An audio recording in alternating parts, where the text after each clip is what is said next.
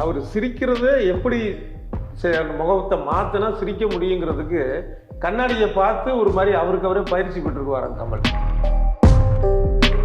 ஒரு பக்கம் நான் அதாவது டைரக்டர் கேமராமேன் அது இதுன்னு எல்லாரும் ஒட்டுமொத்தமா ஒட்டுமொத்த சினிமாவோட குழுவும் ஒருத்தர். ஆமா, இந்த பக்கம் கமல் மட்டும் வந்தா ஈக்குவலா இருக்கும் அப்படின்னு நான் எப்படியே சொன்னேன்.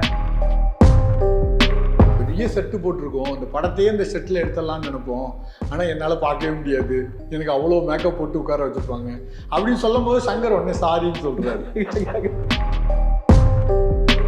ஆனால் இந்த கெட்ட வார்த்தை, இந்த ஆபாச வார்த்தை அப்படிங்கிற ஒரு விஷயம் இருக்கு, அது இல்லாமே படத்தை சுவாரஸ்யமாக எடுக்க முடியாதாங்கிற ஒரு கேள்வி வருது. நான் இந்தியன் 2 பண்ணதுக்கு காரணமே இந்தியன் 3 தான் அப்படின்னு சொல்லி அவர் ஏற்கனவே பேசினார்ல, உடனே அது பெரிய அளவுக்கு வைரல். ஏன்னா இந்தியன் 2 சரியில்லையோ, சரியில்லையான்னு. இந்த வீடியோவை உங்களுக்கு வழங்குபவர்கள் bases pay, secure digital payments with multiple features and great success rate. வணக்கம். இன்றைய சந்திப்பில் நம்முடன் இணைந்திருப்பவர் பத்திரிகையாளர் டிவி சோமு அவர்கள். வணக்கம். வணக்கம். இப்போ எங்கே பார்த்தாலும் இந்தியன் 2 ரிலீஸ் பற்றி தான் பேச்சாக இருக்குது. இப்போ அந்த படக்குழுவினரும் வந்து சிங்கப்பூர், மலேசியா, துபாய், அப்புறம் வந்து மும்பை, ஹைதராபாத், சென்னைன்னு அவங்க வந்து அப்படியே நகர்ந்து சுற்றிக்கிட்டே இருக்கிறாங்க. கடைசி ப்ரெஸ் மீட்டு அப்படின்னு சொல்லிட்டு சென்னையில் ஒரு ப்ரெஸ் மீட்டை நடத்துனாங்க. அந்த ப்ரெஸ் மீட்டுக்கு நீங்கள் போயிட்டு வந்திருக்கீங்க. எப்படி இருந்தது அந்த ப்ரெஸ் மீட்? அதுக்கு இதுவரைக்கும் அந்த இந்தியன் 2 படத்தை பற்றி வராத சில தகவல்களை இதில் தெரிஞ்சிக்க முடிஞ்சு ரொம்ப சுவாரஸ்யமாக இருக்குது. மொத்தம் 22 மாநிலங்களில் வந்து படப்பிடிப்பு நடந்திருக்குங்கிறது ஒரு விஷயம்.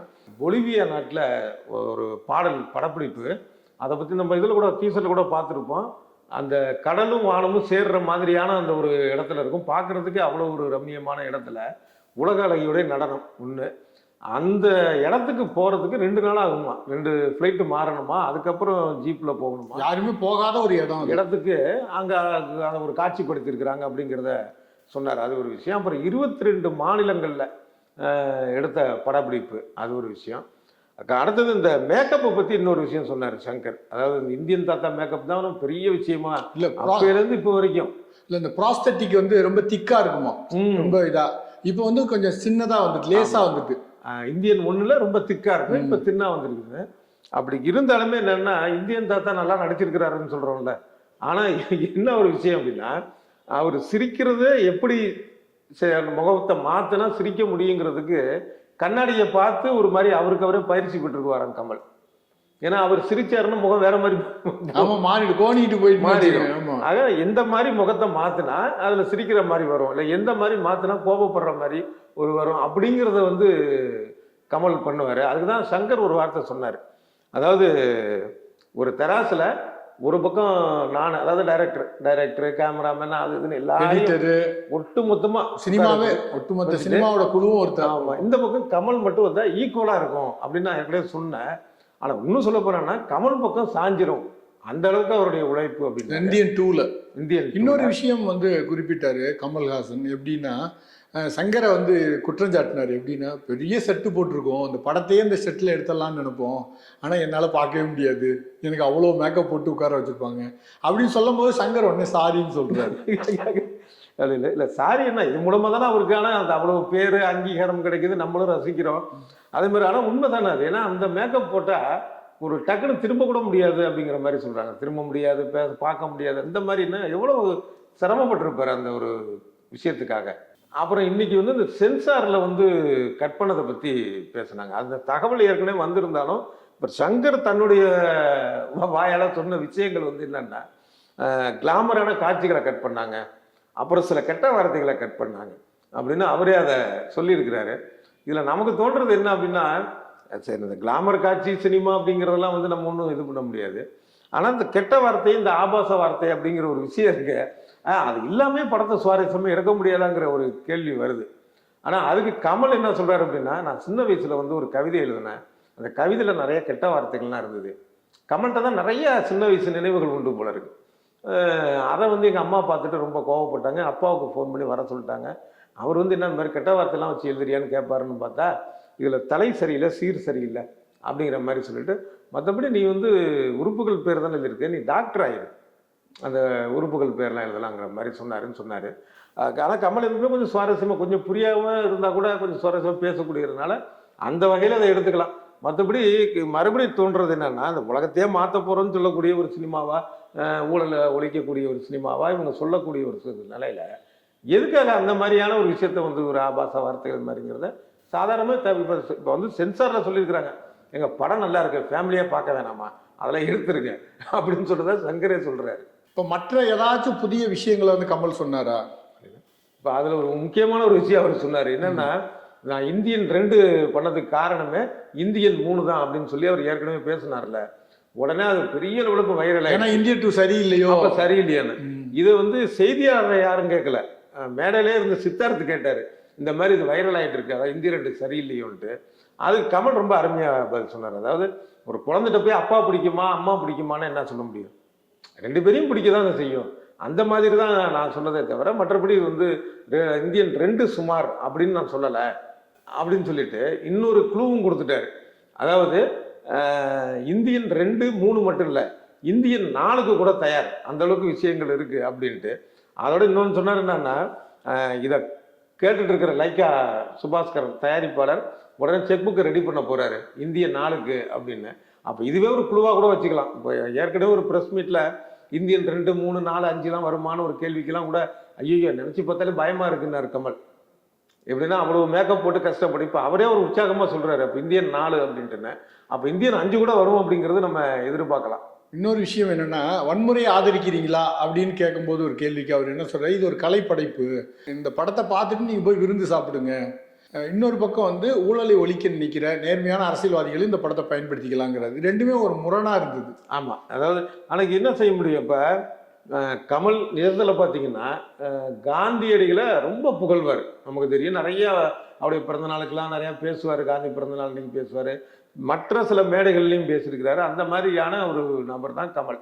அதே நேரத்தில் இந்த படத்தில் டைலாக்கே என்ன, நான் காந்தியாக இருக்க விரும்புகிறேன், நீங்கள் காந்தியாக இருங்க, நான் நேதாஜியாக இருக்கேன் அப்படிங்கிறது தான் இதில் இருந்துருக்கு. அப்போ இதுவே ஒரு முரண் தான். அதே மாதிரியான ஒரு முரண் தான் இதுவும். இன்னும் வெளிப்படையாக சொல்ல போனால் ஒரு சமுதாய மாற்றத்திற்கான ஒரு படமா நம்ம இந்தியன் 2 பார்க்க வேண்டியதில்லை. இது ஒரு என்டர்டைன்மெண்ட், ஒரு ஜாலியான படம், சமூக அக்கறையோட எடுக்கப்பட்ட ஒரு படம். கண்டிப்பா இந்த படத்தை வந்து முதல் நாள் முதல் காட்சியை நானும் பார்ப்பேன், பல பேர் பார்ப்பாங்க. நிச்சயமா இந்த படம் ரசிக்கத்தக்கதா இருக்குங்கிறதுல எந்த மாற்று கருத்தும் கிடையாது. ஆனா அதுக்காக வந்து இது நாட்டை மாற்ற போகுதுங்கிற பில்டப்லாம் தேவையில்லாத ஒரு விஷயம். அந்த மாதிரியான விஷயங்கள் தான் நிறைய சொல்லிட்டே இருக்கிறாங்க. இன்னும் சொல்ல போனா இந்த சமுதாய மாற்றத்திற்காக கமல் எடுத்ததெல்லாம் பார்த்தீங்க அப்படின்னா நம்மவர் அந்த படத்தை சொல்லலாம். இப்போ அதே மாதிரி வந்து முன்னாள் முடியும் தம்பி பாலச்சந்தருடைய இயக்கத்தில் வந்திருந்தாலும் இதெல்லாம் சமுதாய மாற்றத்தை அடிப்படையாக வச்சு எடுக்கப்பட்ட திரைப்படங்கள். அது இன்னொரு பக்கம் பார்த்தீங்கன்னா மகாநதி கூட சமுதாயத்தில் இருக்கக்கூடிய ஒரு சில சீரழிவுகளை வந்து மனசில் தொடர மாதிரி சொன்ன ஒரு படம். இது வந்து சங்கர் படம், அது ஒரு ஜாலி, ஒரு சின்ன ஒரு புள்ளி வச்சுக்குவாங்க சமூக அக்கறை அப்படின்ட்டு. மீதி எல்லாம் ஃபுல்லாக ஜிகினா போட்டு நம்மளை வந்து ஒரு 3 மணி நேரம் ஜாலியாக என்டர்டெயின்மெண்ட் பண்ணி அனுப்புறது தான் சங்கருடைய ஒரு வேலை. அன்னியன் படமாக இருக்கட்டும், அன்னியன்லேயும் என்ன இருந்தது, அது பார்த்தா அப்பாவிகளை தான் பிடிச்சி கொள்றாங்களேன்னு கூட விமர்சனம் வந்தது. ஜாலியாக இருந்துச்சு. அதுலேருந்து நம்ம நீதி கற்றுக்கணும் அப்படிங்கிற அவசியம் கிடையாது. இந்தியன் 1ல் வந்து என்னத்தை கற்றுக்கிட்டோம், அது ஒரு ஜாலி. இன்னைக்கு வந்து இந்தியன் 2ன்னு அக்கடானு நானுங்கிற பாட்டு தான் வந்து மணிஷா ஆடினது இருக்கும் அப்படின்ட்டு. அந்த மாதிரி தான் இது ஒரு ஜாலியான ஒரு படம் இந்தியன் 2. கண்டிப்பாக அதை வரவேற்போம். ஒரு கமர்ஷியல் ஹிட் ஆகக்கூடிய வாய்ப்பு இருக்குது. மற்றபடி இதை போய் வந்து ஒரு பெரிய வந்து நாட்டை மாற்றக்கூடிய படம், இது ஊழல் வந்து ஒழிஞ்சிரும் அப்படிங்கிறதெல்லாம் வந்து சும்மா அந்த படத்துல இது பாத்தீங்களா டீசர்ல? ஆமா, டீசர் பாத்தீங்கல்ல? நான் பார்த்தேன். அந்த டீசர் முடிவுல வந்து கமல் ஒரு மாதிரி கணைப்பா இருப்பாரு. அந்த கணைப்பை இப்ப நினைச்சீங்க, அவ்வளவுதான். இன்னொரு விஷயம், அவர் முதல் ஷாட்டு அது அந்த மேக்கப்லாம் போட்டு வரும்போது நான் மெய் சிலிர்த்து போனேன் அப்படின்னு சங்கர் சொல்றாரு. அது ஒரு பேப்பரில் எழுதப்பட்ட ஒரு கதையாக இருந்தால் கூட, ஆனாலும் அந்த கேரக்டர் உருவமாக வரும்போது எனக்கு ஒரு மெய் சிலிர்ப்பாக இருந்தது. சேனாதிபதிங்கிற அந்த கேரக்டர், அதை பற்றி என்ன நினைக்கிறீங்க? அது உண்மைதான். அவருக்கு மட்டும் இல்லை, இன்னொரு விஷயம் என்னென்னா ஆச்சரியம், அவருக்கு மட்டும் இல்லைன்னு கூட சொல்லக்கூடாது. ஏன்னா அந்த உருவாக்குறதே அவர் தான். நமக்கெல்லாம் ஒரு சிலிர்ப்பு இருக்குது அப்படிங்கிறது ஒரு பக்கம்.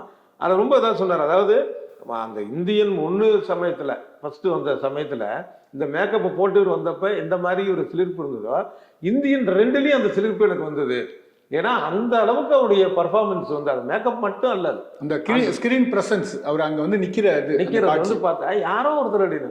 அது கமலுக்கு மாதிரியான மிகச்சில கலைஞர்களுக்கு மட்டுமே வரக்கூடிய இது. அவ்வை சண்முகி படம் பார்த்தோன்னா அப்போ முன்னாள் முதல்வர் கருணாநிதி அவர்கிட்ட போய் அவரை பார்க்கறதுக்காக அப்பாயின்மெண்ட் வாங்கியிருக்கிறாங்க. ஆனால் இவர் இந்த மேக்கப்பில் போயிருக்கிறாரு. கருணாநிதி தடுமாறிட்டாரா, யாரோ ஒரு அம்மா. அது மாதிரி படப்பிடிப்பு தளத்தில் வந்து பார்த்தவங்களும் பண்ணாங்க. இது மாதிரி இது வந்து அந்த மேக்கப்பில் மட்டுமே இருக்கிறது இல்லை. ஒரு தடவை ஒளிப்பதிவாளர் பாலு மகேந்திராட்ட கேட்டாங்க,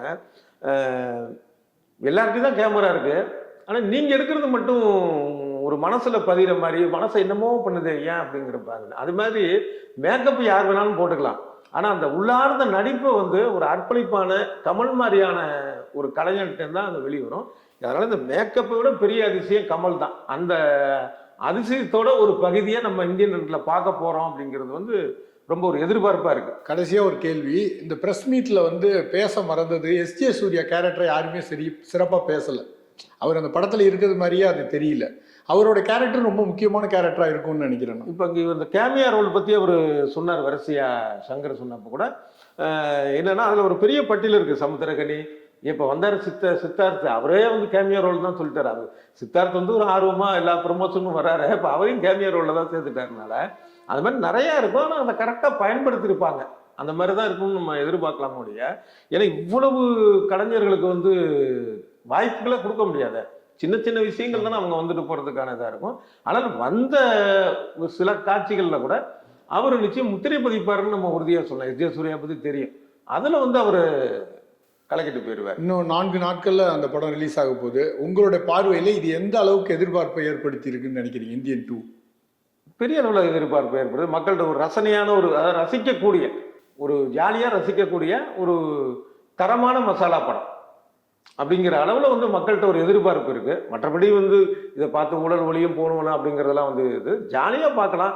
முதல் காட்சியாக பார்க்கணுங்கிற ஆர்வம் ஏற்கனவே சொன்னது மாதிரி என்ன மாதிரியே நம்ம ஏகப்பட்ட பேர், லட்சக்கணக்கானவங்க, கோடிக்கணக்கான ஆட்கள் எதிர்பார்த்துட்டு இருக்கிறாங்க. அந்த எதிர்பார்ப்பையும் இந்தியன் 2 பூர்த்தி செய்யும் அப்படிங்கிறத நம்ம அந்த டீசர் பார்த்ததுலேருந்து, பாடல் பார்த்ததுலேருந்து, இந்த ப்ரெஸ் மீட்டில் அவங்க பேசுறதுலேருந்து இதெல்லாம் கேட்குறப்ப அது உறுதியாக தெரியுது. நன்றி, வணக்கம். நன்றி. இந்த வீடியோ உங்களுக்கு பிடிச்சிருந்தா லைக் பண்ணுங்க, ஷேர் பண்ணுங்க, கமெண்ட் பண்ணுங்க. மறக்காம OH சினிமா சேனலுக்கு சப்ஸ்கிரைப் பண்ணுங்க.